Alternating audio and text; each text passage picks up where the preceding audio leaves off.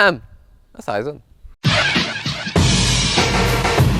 Salut les Indénautes, bienvenue dans Starter. Aujourd'hui on vous présente une voiture très peu vendue en France, la Subaru Legacy 4ème génération. Ça c'est tellement peu vendu que les 5ème et 6ème générations n'ont même pas été commercialisées chez nous. C'est vous dire. Vous avez préféré acheter une 407 ou une Laguna. Bon, est-ce que c'était une bonne idée? Ben on va pas tarder à le savoir. Allez, petit tour de la voiture. On a l'impression qu'elle fait 10 mètres cette bagnole, c'est ouf.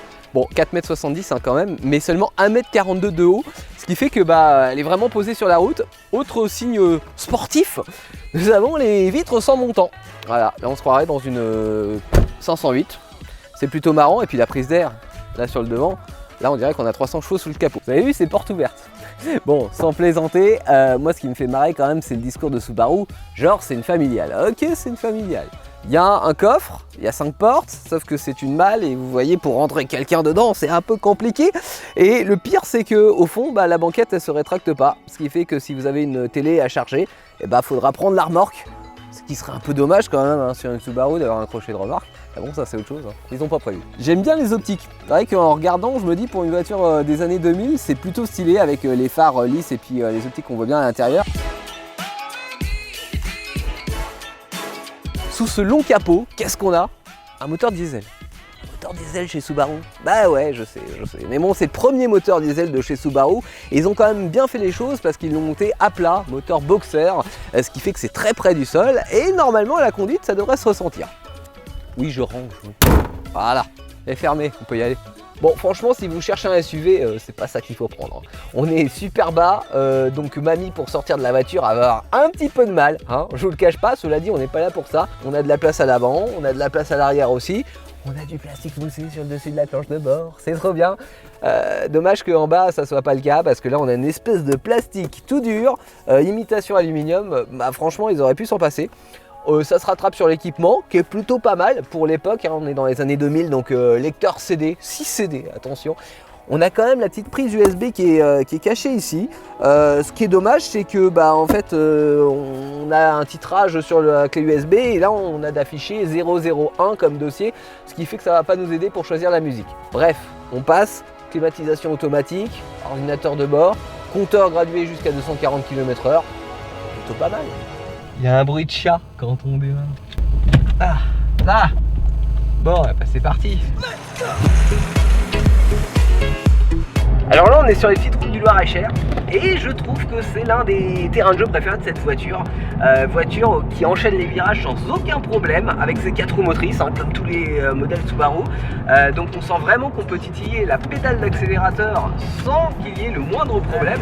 Par contre, j'ai l'impression, je sais pas ce que tu en penses, Jolan à l'arrière, mais que ça secoue pas mal quand même. Oui, ça secoue pas mal.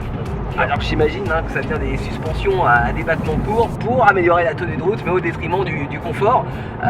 En termes de tenue de route, je suis désolé, mais les Laguna et 407, elles font moins bien. Là, on peut pas dire. Par contre, à l'arrière, il y a aussi un bruit assourdissant. Ça fait caisse de résonance qu'on n'a pas à l'avant, ce bruit. Petit levier de vitesse plutôt précis, ça c'est agréable. Un volant qui est pas trop grand, cool. J'aime bien. Alors en moteur, on est en 2 litres, 150 chevaux avec turbo, ce qui fait que ça reprend bien. Par contre, il ne faut pas être sous les 2000 tours minute. Regardez, je vais faire le test, je vais me mettre en 4ème. Voilà, je suis en 4ème, je suis à 1500 tours minute, j'appuie sur la pédale d'accélérateur. En fait, il ne se passe pas grand chose, ça part maintenant. Et ce qui est dommage parce que la zone rouge est située à 4500, à peine 5000 tours minute. Donc la plage d'utilisation finalement, elle est assez réduite, ce qui fait que quand on n'est pas sur la bonne plage de régime, par exemple quand on veut doubler cette espèce de scénic qui est devant, malheureusement on peut se retrouver avec une voiture assez creuse à bas régime, alors qu'elle fait quand même 150 chevaux et avec le turbo. Allez, conclusion de cet essai, à qui ça s'adresse en fait finalement comme voiture? On a une voiture qui est agréable à conduire. En même temps, on a un moteur diesel. Les deux vont pas forcément bien ensemble. Cela dit, on a un diesel qui reprend bien, 150 chevaux, en turbo, pourquoi pas pour une bagnole d'autoroute. Après, très clairement, c'est une bagnole de bagnolard. C'est-à-dire que on l'achète pour son plaisir de conduire et pas pour son côté pratique. Je rappelle que le frigo à l'arrière, il rentre pas. Les gamins, ils vont abîmer les fenêtres, ils vont taper dans les plastiques qui sont durs et pas forcément de super bonne qualité. Donc, familial, pas totalement, moteur plaisir, pas totalement, mais quelque part, pourquoi pas? Surtout si on compare au choix de l'époque.